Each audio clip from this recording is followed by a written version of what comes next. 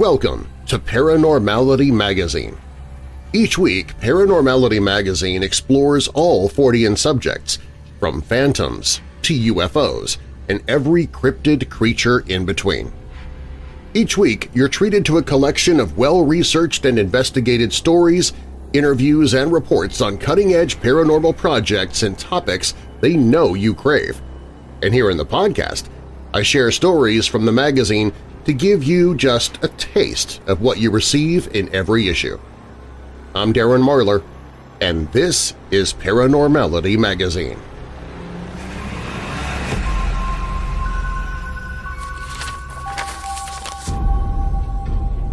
Tombstone, Arizona prides itself on being the town too tough to die.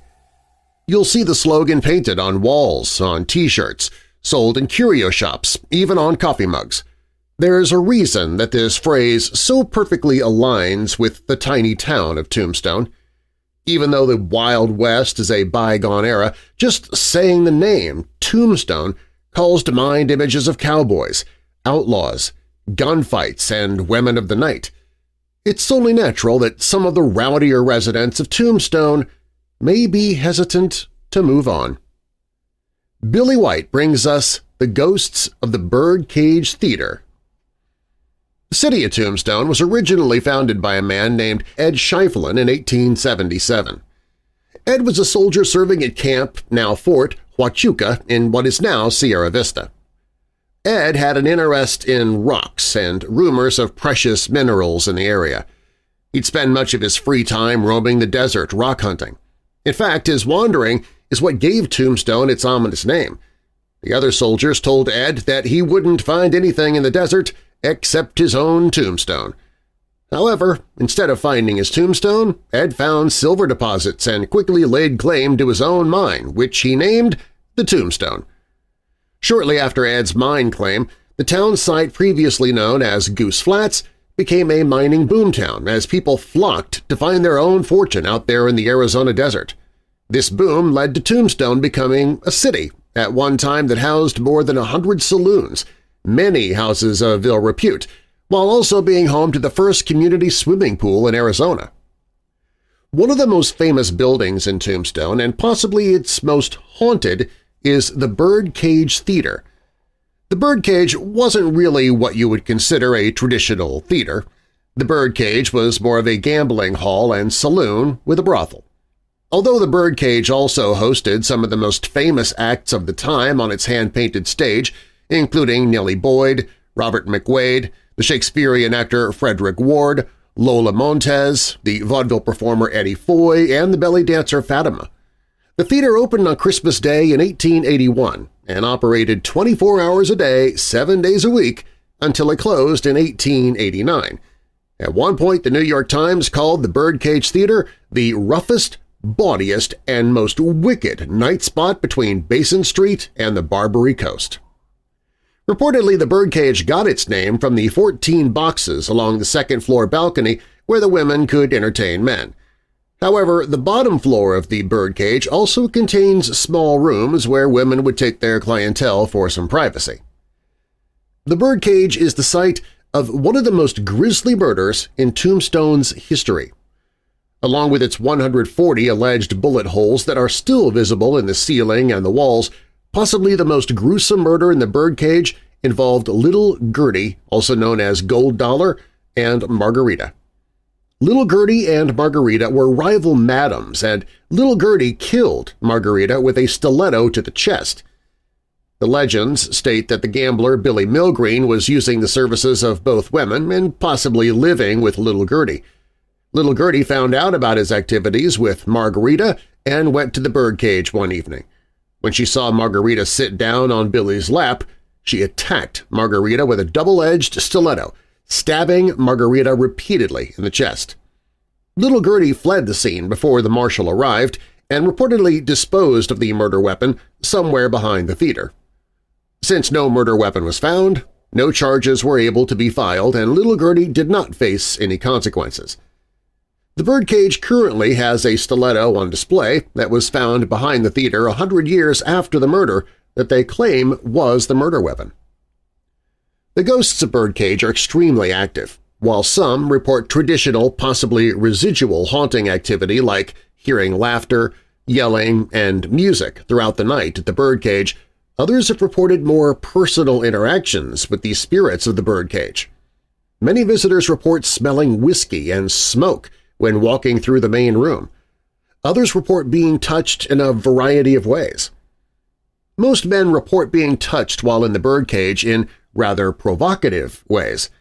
Some male visitors that I spoke to stated that they felt soft touches to their face, shoulders, and other more private areas. Some of them stated that they felt or heard whispers in their ears, especially when they entered the lower crib rooms where women entertained men previously. However, women do not have the same experience at the birdcage. I spoke with one couple who toured the birdcage together with their young children. The man reported feeling very comfortable while walking around the entire museum. He felt relaxed and enjoyed the entire tour. One interesting thing the man experienced was something that kept happening with the motorcycle chaps that he was wearing. They kept coming unbuttoned as he walked. He said it was extremely weird because he had owned and used those chaps for years and something like this had never happened before. The woman's experience was very different. Rather than feeling comfortable and having a part of her clothing come undone, she had pressure that was placed on the bag that she was carrying.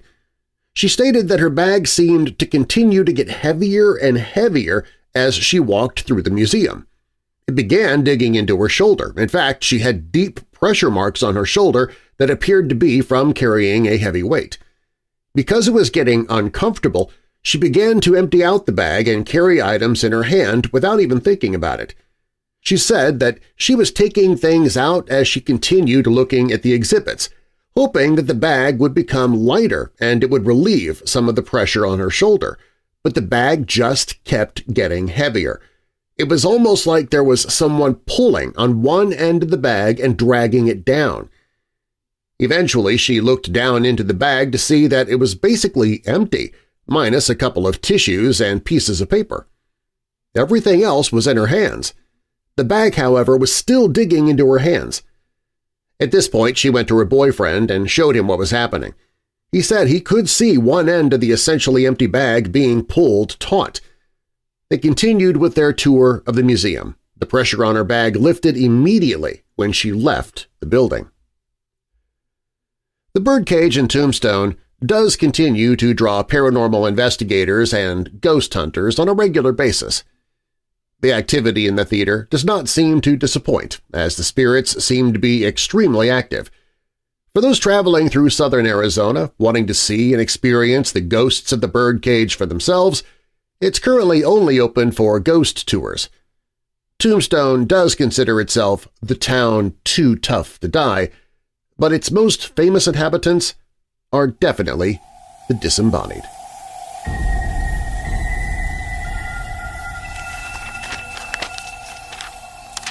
Columnist Kjersti Beth brings us Confessions of a Lazy Ghost Hunter.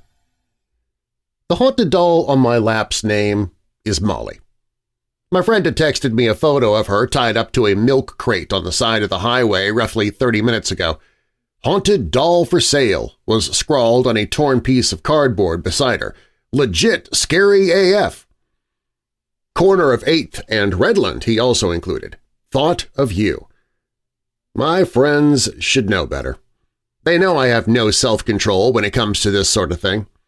They should have known I would get my shoes on and grab my keys, peel out of the driveway, weave fanatically in and out of rush-hour traffic, locate the discarded oddity, and check for bugs, hypodermic needles, or the makings of a pipe bomb, and promptly bring that thing back to my apartment for a thorough inspection and a seance. I text him back a photo of the doll, now in my possession, who is, most notably, missing part of her face. She also has some leaves in her hair. His response was immediate, succinct, and an accurate reflection of the situation. LOL. I've started collecting haunted items in my paranormal adventures, road trips, urban exploring, and stuff that relatives don't want in their house anymore for reasons unknown. Nothing bad has happened. To my knowledge, things haven't wandered across the living room on their own. Yet. "If anything happens to me," I text my friend, "it was in the name of research." I get a thumbs up emoji. I like dead people's things. Some of them have a good and cozy backstory. The cast-iron donut maker that has been passed down in my family for generations. Others a more sinister previous life, the chipped glass top of a mid-1800s morphine bottle from the fields of Gettysburg. A lock of hair from an old German Bible. Antler sheddings from a legendary haunted forest. The 1930s ventriloquist dummy whose jaw dislocates at random. When you inherit an object, you inherit its memories, its journey. And I like things that have a story, preferably a spooky story. A story beyond fresh paint, shrink-wrapped, factory direct. A story like Molly's. What incredibly absurd, complicated, and potentially nefarious sequence of events had to have occurred for her to get herself in that predicament on the highway? We'll never know. So, like every other piece of curiosity paraphernalia, skeletal decor, and series of candle scraps throughout my apartment, Molly gets placed in a spot that will ultimately become just another oddity to dust off. Upon entering my homestead for the first time, it's worth noting that it may be unclear to the visitor whether I am a good witch or a bad witch based on my chosen cozy macabre aesthetic. I often think of this when the maintenance man arrives to repair yet another blown fuse. I've always loved the paranormal culture. I love our fascination with black, with ink, with the latest app to communicate with the dead. We are people who have been through things that are still a little taboo and worrisome to talk openly about, yet we create conventions and opportunities to collectively indulge in our shared weirdness. At one such event, I talked to an expert on shadow people, got my chakras cleansed, purchased an EMF detector, and took a selfie with a life-size alien statue, all in the diameter of 50 feet, and for a chunk of change. The inn I had stayed at for said convention had its own paranormal activity to boot, a disembodied sneeze outside my door in the middle of the night. "Gesundheit," I said to no one in particular, and a stack of coins left on my bedside table in the morning. None of the paranormal activity in my life has made sense. I've found it to often be absurd, benign, and sometimes just plain annoying.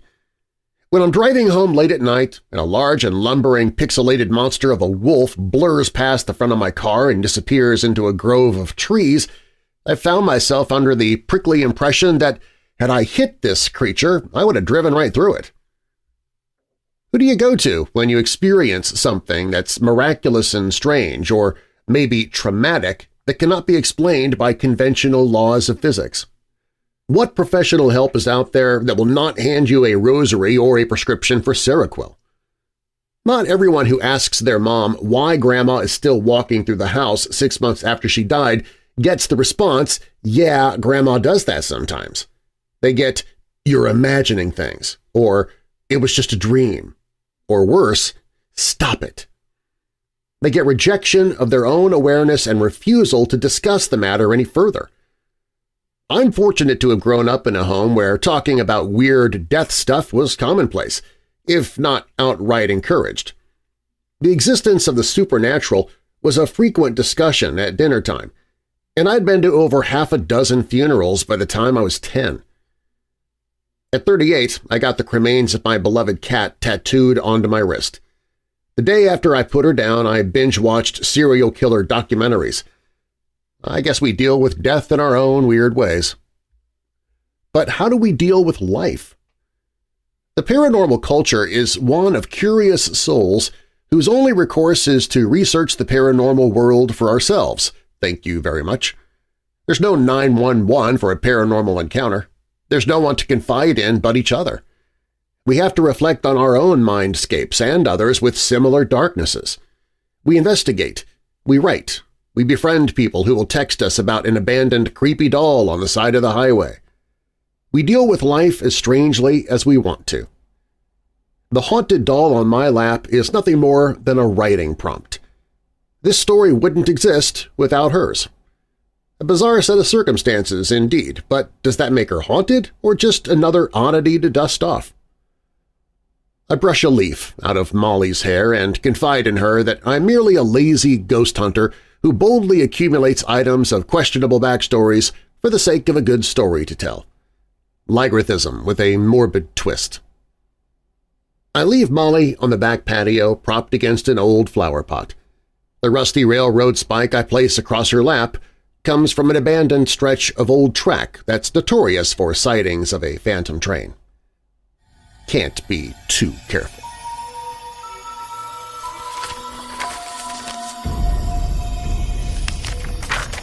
Want more paranormality? Subscribe to Paranormality Magazine, and each month get it delivered digitally or via mail in our print version. Paranormality Magazine is a collaborative endeavor featuring works from people like you who have a passion for all things mysterious and unexplained. Our goal is the pursuit of knowledge, gathering captivating stories from our own team of writers, researchers, and investigators, as well as from writers such as yourself.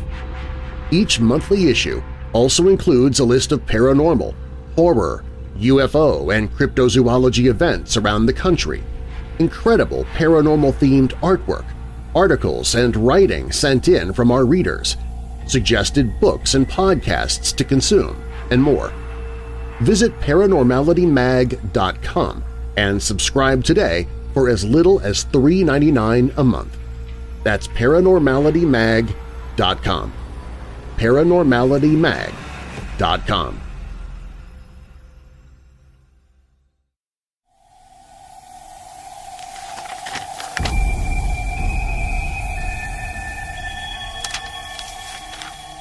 The account of Mr. Bili, real name withheld by request, stands at the forefront of legendary UFO encounters as he was witness to one of the most documented UFO encounters in American history. Smitty Neaves and Dr. Tim Mounce collaborate to bring us the story. February 10th, 1977. It was a cool 33 degrees when someone knocked on Mr. Bili's door at 9:30 p.m. Surprised, Mr. Bili rushed to the door to find Deputy Kenneth Creel at the door. The deputy's eyes were as large as saucers. Creel stammered, "Bili, grab your camera. That thing you've been telling us about is out here." Mr. Bili, who had been seeing unexplained objects in the skies over the Flora, Mississippi area since the 1950s, was eager to see what Creel was so excited about. He jumped into his own patrol car and followed the deputy into the vast, dark expanse of rural gravel roads. The vehicle ahead of him kicked up a steady plume of dust and pebble. According to Mr. Bili, the deputy sheriff stopped about a mile or 2 miles back from the UFO site, and that was as far as he would go. However, Mr. Bili was determined to lay eyes on the object he had been watching for many years, his very own white whale. He continued to drive toward the tree-lined area the UFO was hovering at, where there were at least 20 law enforcement officers staring in stunned silence. Above them was an actual craft hovering at 35 feet. Mr. Bili described the craft's shape as 2 antebellum bells that had been welded together at the bottom. The craft was a metallic blue with porthole windows located at its center. The portholes were filled with a bright yellow light, but Mr. Bili could not make out what was inside the craft. The UFO was moving slowly back and forth like a suspended pendulum, but it was producing no discernible sound or evidence of repulsion. Unlike many UFO encounters which last only mere seconds or minutes, the craft remained there in front of them for up to 40 minutes.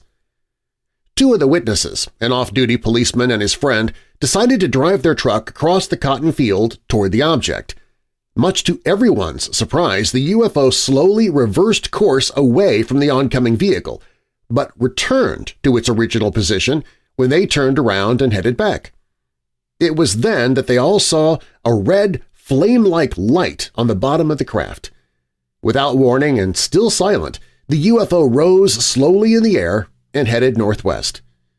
2 Flora City police officers jumped in their patrol car and followed the strange object.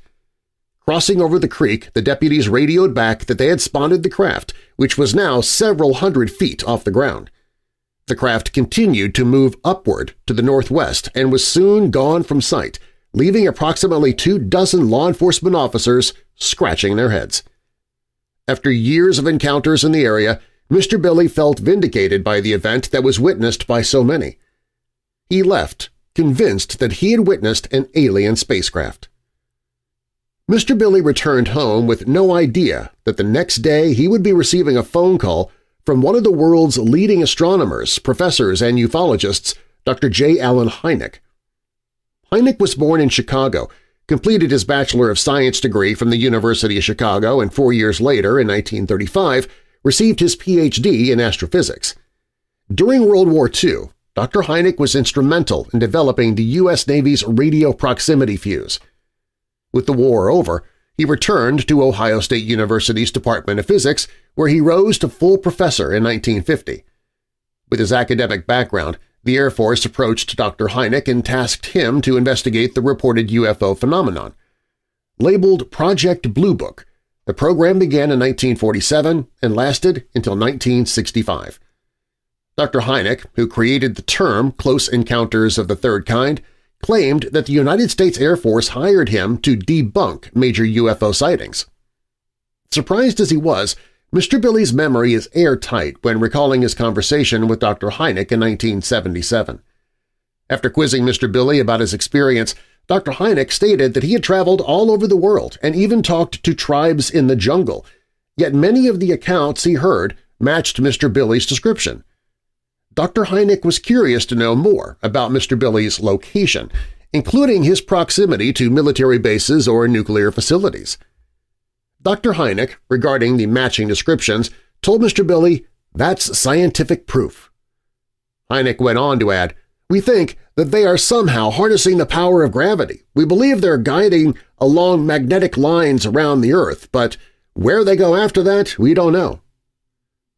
As for Mr. Bili, his conversation with the famous astrophysicist was reassuring.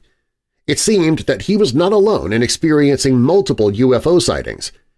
Dr. Hynek, who had studied hundreds of UFO sightings, also experienced what he labeled as a turnaround or change of mind about the truth behind the sightings. Sadly, several of the law enforcement officers who witnessed the UFO in Flora began to deny their involvement in the otherworldly encounter. They experienced a great deal of public mockery and more. One of the officers involved in the incident revealed to Mr. Bili that he received a call from the CIA who told him to keep quiet about the incident. He asked Mr. Bili what he should do. "You can do what you want, but I'd advise you to do what they say," said Mr. Bili. Present day. Even today, UFO, UAP witnesses and whistleblowers are subjected to various forms of nefarious tactics to dissuade their stories. In addition, denial is not uncommon for people who've had encounters. The fear of being ridiculed, being labeled crazy, or even facing professional repercussions has silenced many.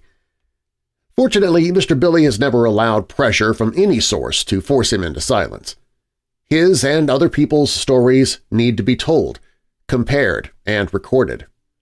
Their stories could be the key to finding out what lies beyond the stars.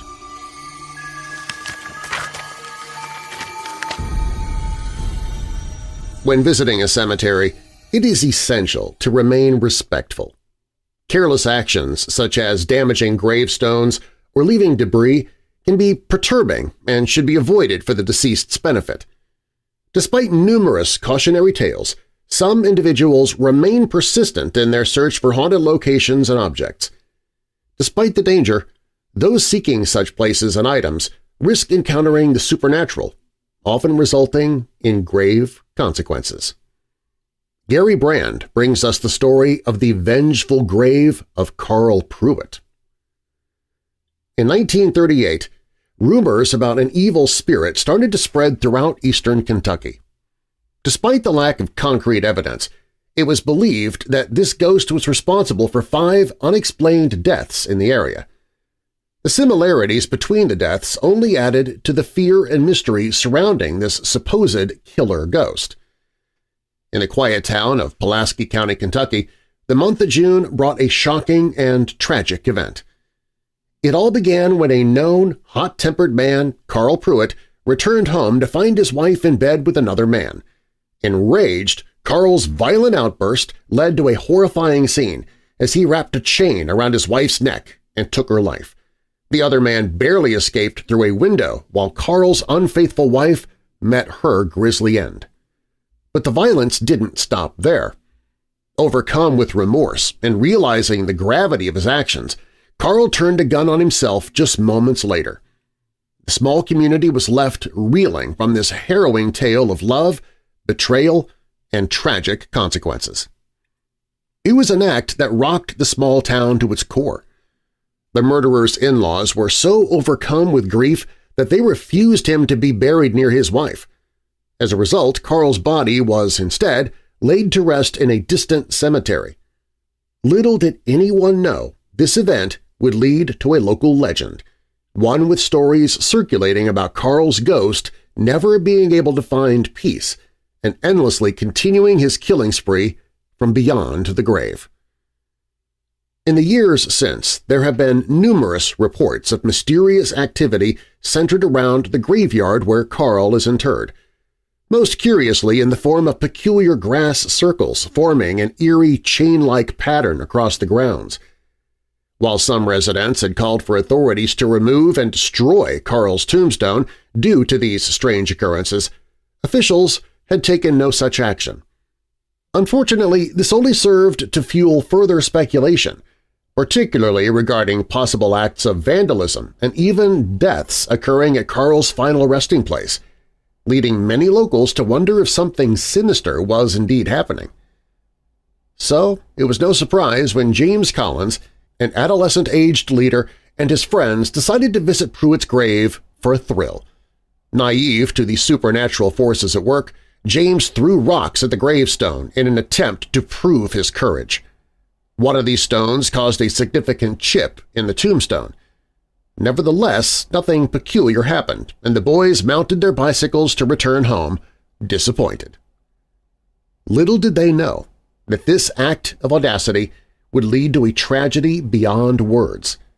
Minutes later, James's bike experienced a sudden acceleration that sent him careening off the road, colliding with a tree. A bizarre accident, as though orchestrated by some invisible, sinister force, the bicycle chain unraveled itself.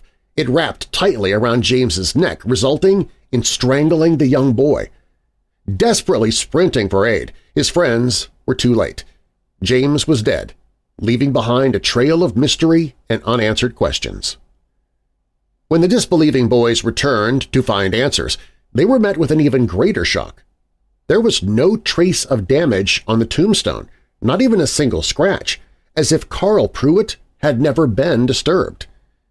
Convinced by her son's friends that Carl Pruitt's spirit was responsible for her son's death, James's mother sought revenge at his grave. Armed with a small hand axe, she went to the cemetery. She relentlessly attacked the headstone until it was destroyed into dozens of pieces. Feeling pleased with what she had done, she left the cemetery for her home. But in a bizarre turn of events, the next day, her body was found strangled by a chain clothesline to hang the family's laundry. She stumbled backward and became entangled in it, causing the metal links to hold her in place, choking the life out of her. Many believed it was Pruitt's twisted revenge, as his gravestone appeared untouched once more. The townspeople could only speculate as they mourned the loss of another innocent life taken by the cursed legend of Carl Pruitt. The legend of Carl Pruitt's ghost has been passed down for years, but one farmer was not frightened by the ghost stories. He and his family traveled by horse-drawn carriage near the burial ground. He decided to prove his bravery by firing at the tombstone. Pieces of the marker chipped away as bullets hit their target. However, his daredevil stunt went horribly wrong when the horses panicked because of the revolver's discharge. They took off at a frenzied pace, an uncontrollable wagon bouncing behind them. His family jumped from the wagon in time, but he held on for dear life. His efforts were in vain as the wagon careened out of control at dangerous speeds. The wagon suddenly lurched around a bend, causing the carriage to overturn and the farmer to be flung from his seat. As he tumbled forward, he became entangled in the reins, and the force of the horse's pulling resulted in causing his neck to snap instantly. Miraculously, as his family approached Pruitt's grave, it remained unscathed with no sign of bullet damage. The bullet holes had vanished entirely. Whispers and murmurs spread like wildfire, fueled by the unexplained occurrences surrounding the gravestone. As the townspeople fear and paranoia grew, they turned to their congressman for help. After much persuasion and persistence, 2 officers were dispatched to the cemetery to unveil the truth behind the persistent rumors. Despite the community's concerns, the police officers dismissed the notion of a curse.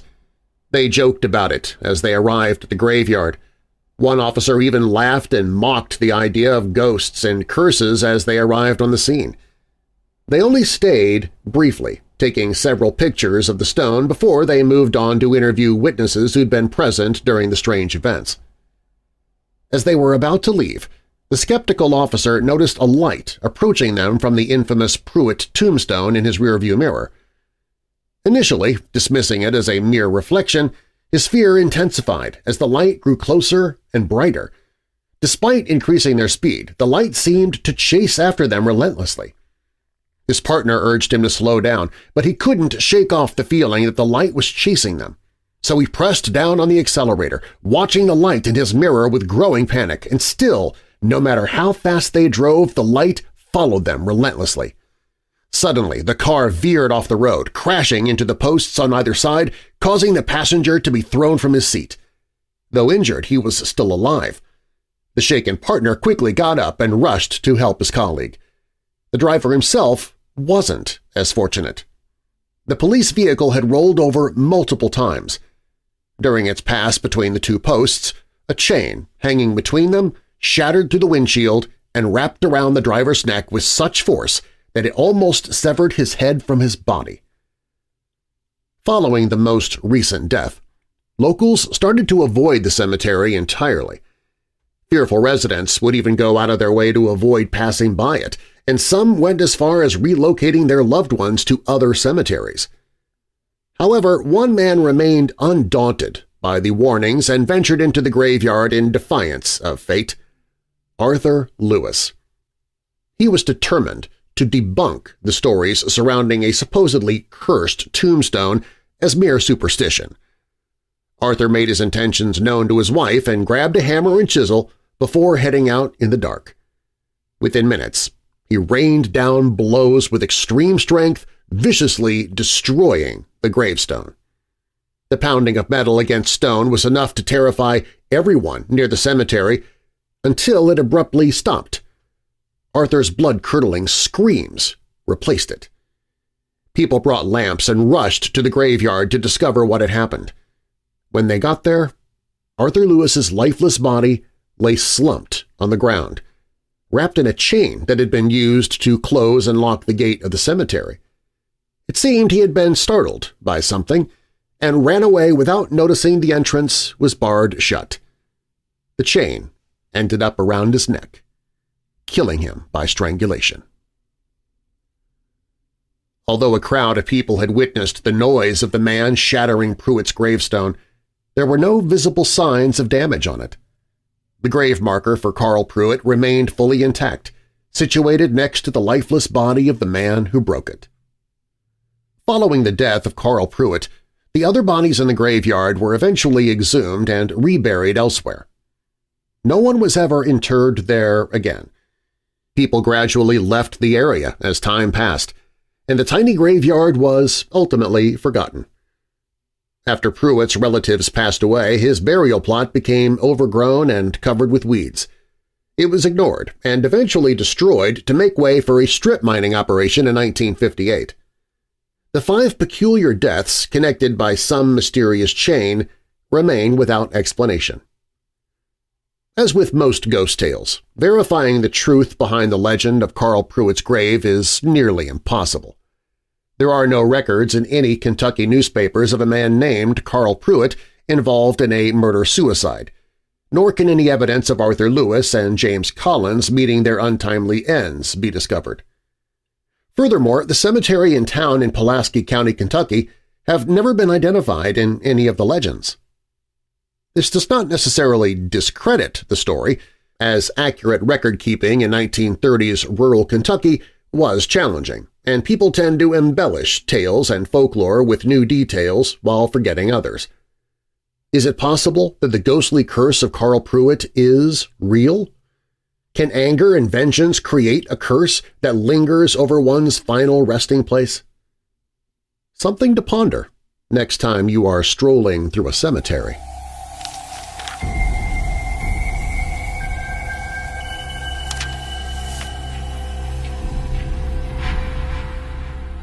Thanks for listening to Paranormality Magazine.